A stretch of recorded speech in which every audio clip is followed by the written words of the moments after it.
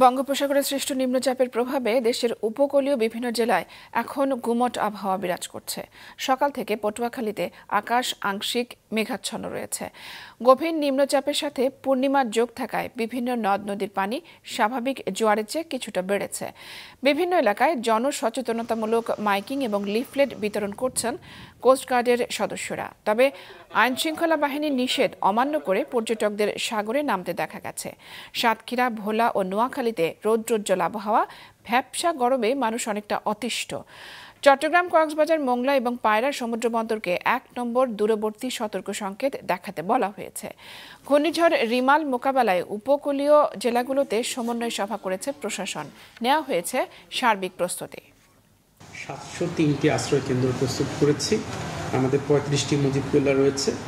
এই আশ্রয় কেন্দ্রগুলোতে ৩,৫১,৫০০ মানুষ এবং ২৭,৮৭৫টি গবাদি পশু রাখার মতো আমাদের ক্যাপাসিটি রয়েছে।